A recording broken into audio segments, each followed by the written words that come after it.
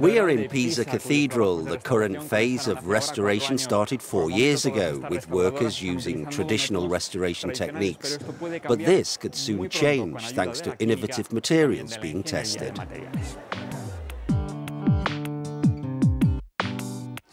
Just a few meters from Pisa's famous Leaning Tower, restorers are defying scorching temperatures to bring back shine to the city's cathedral. Ordinary restoration techniques like laser are being used on much of the stonework that dates back to the 11th century.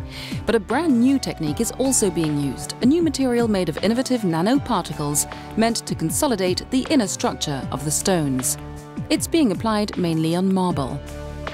Numero 1, 5.34, 21.38. Questa porosità ridotta evidentemente necessita. Marble has very low porosity, which means we have to use nanometric particles in order to go deep inside the stone, appunto di tipo nanometrico, to ensure that the treatment is both efficient while still allowing the stone to breathe. Garantire comunque una traspirabilità, ma garantire un'effettiva efficacia dei trattamenti.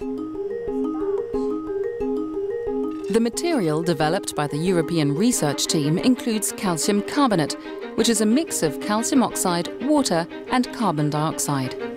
The nanoparticles penetrate the stone, cementing its decaying structure.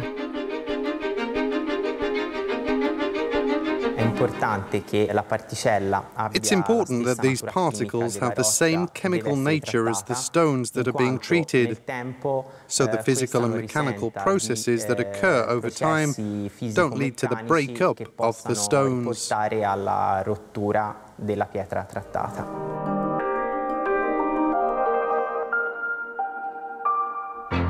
Vienna's St. Stephen's is another of the 5 cathedrals where the new restoration materials are being tested. The first challenge for researchers is to determine the mechanical characteristics of the cathedral's stones. Since there are few original samples to work on, they had to figure out ways of aging samples of stones of similar nature to those originally used. We tried different things. We tried freeze-thaw, salts and acids, and we decided to go with thermal aging. So what happens is that we heat the stone, and at certain temperatures the mineral expand in certain directions, and when they expand they build up stresses to the neighboring minerals, and then they crack. And we need those cracks in order to consolidate them. Consolidating materials were then applied on a variety of limestones, sandstones and marble. A selection of the different types of stones that were used to build cathedrals around Europe. What researchers are looking for are very specific properties. First of all, the consolidating material has to be well absorbed by the stone.